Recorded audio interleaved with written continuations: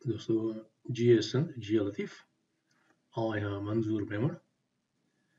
तव्हांखे पंहिंजे हिन वर्चुअल क्लासरूम में वेलकार चवां थो। अॼु जो ही लेक्चर सीरीज़ मां स्टार्ट कई आहे पावर सिस्टम सां रिलेटेड आहे ऐं पावर सिस्टम में जेको सभ खां इम्पॉर्टेंट ऐं मुंहिंजो पसंदीदा सब्जेक्ट आहे उहो आहे पावर सिस्टम प्रोटेक्शन। सो हिन लेक्चर सीरीज़ में असां फोकस कंदासीं पावर सिस्टम प्रोटेक्शन में प्रोटेक्शन्स खे ऐं हिन टॉपिक में उहे यंग इंजीनियर्स जेके यूनिवर्सिटीज़ मां फारिग थी चुका आहिनि या यूनिवर्सिटीज़ में अञा तालीम प्राए रहिया आहिनि, ही उन्हनि जे लाइ तमामु कारआमद साबित थींदो वीडियो सीरीज़। ऐं उहे इंजीनियर्स जेके पावर सिस्टम जे शोबे सां तालुक़ु रखनि था ऐं जिन खे अॻे ई जॉब्स आहिनि पावर सिस्टम में, ही उन्हनि जे लाइ हिकिड़ो रिफ्रेशर कोर्स बि हूंदो ऐं ही उन्हनि खे हेल्प कंदो उन्हनि जी स्किल्स डेवलपमेंट जे लाइ। जेके पावर ट्रांसमिशन या पावर सिस्टम प्रोटेक्शन जेकॾहिं चूज़ कनि था त पावर सिस्टम प्रोटेक्शन इंजीनियर्स हूंदा आहिनि कंहिं बि पावर यूटिलिटीज़ में। सो ही उन्हनि जे लाइ बि काफ़ी फ़ाइदेमंद थींदो ऐं उन्हनि जे लाइ हिकु क़िस्म जी स्किल्स अपग्रेड जो हिकिड़ो मौक़ो फ़राहम कंदो।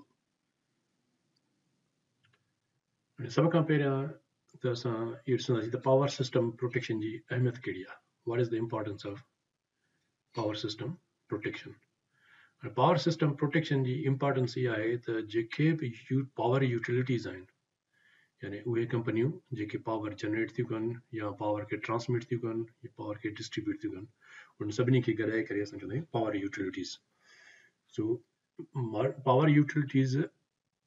ऐं उन सां गॾोगॾु जेके मॉडर्न इंडस्ट्रीज़ आहिनि जेके पावर यूज़ थियूं कनि पंहिंजी मैन्युफैक्चरिंग प्रोसेस में, मैन्युफैक्चरिंग प्लांट में, उहे सभु डिपेंड थियूं कनि पावर सिस्टम प्रोटेक्शन से। ऐं उन जो जेके टे अहम रिक्वायरमेंट्स आहिनि यूटिलिटीज़ जूं, पावर यूटिलिटीज़ जूं या इंडस्ट्रीज़ जूं, उहे टे अहम रिक्वायरमेंट्स इहे आहिनि त उहे हिते मां लिखां थो त रिक्वायरमेंट्स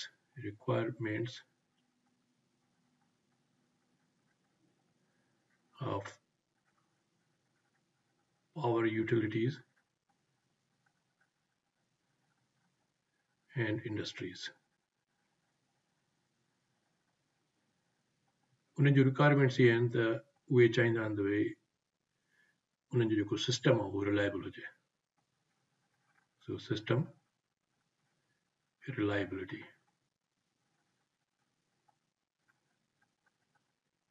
इन्हनि जी हिकिड़ी रिक्वायरमेंट त इहा आहे।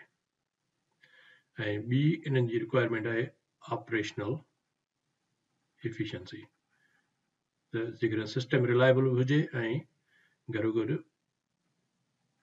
ऑपरेशनल एफिशिएंसी, यानी उन जेको सिस्टम ऑपरेट थो करे उहो इफिशिएंटली ऑपरेट करे थो, केतिरो इफिशिएंट आहे उहो सिस्टम। त ॿी रिक्वायरमेंट उन्हनि जी इहा आहे त उन्हनि जो सिस्टम जी ऑपरेशनल एफिशिएंसी जेका आहे उहा हाई हुजे। ऐं टी उन जी रिक्वायरमेंट इहा आहे त उहे कंपनियूं चाहींदियूं आहिनि त उन्हनि जो जेको डैमेज आहे उनखे मिनिमाइज़ कजे। सो मिनिमाइज़िंग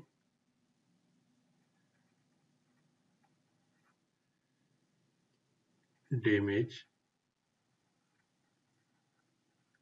to the equipment, यानी इक्विपमेंट जो डैमेज खे जेतिरो घटि खां घटि थिए त उहा हुननि जी रिक्वायरमेंट हूंदी आहे। त इहे टे मेजर रिक्वायरमेंट्स हूंदियूं आहिनि पावर यूटिलिटीज़ जूं ऐं मॉडर्न इंडस्ट्रीज़ जूं।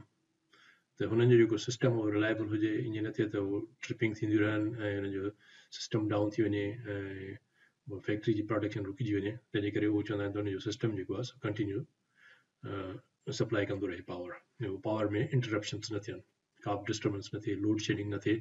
इहा हिकिड़ी हुननि जी रिक्वायरमेंट हूंदी आहे। ऐं ॿी रिक्वायरमेंट हुननि जी इहा आहे ऑपरेशनल एफिशिएंसी। त हू चाहींदा आहिनि त जेको पावर यूटिलिटीज़ खां इंडस्ट्रीज़ वठनि थियूं या यूटिलिटी जेको पावर सप्लाई करे थी उनजी एफिशिएंसी हाई हुजे ऐं ॿियनि लफ़्ज़नि में उन जा लॉसिस जेके आहिनि से घटि हुजनि।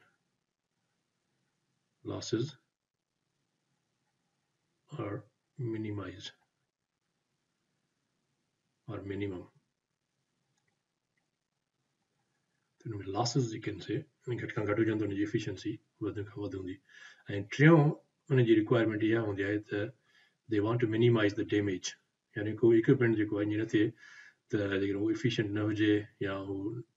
उनखे जेकॾहिं reliable power न ईंदो ऐं disturbance हूंदी त हुनजो equipment damage थी सघे थो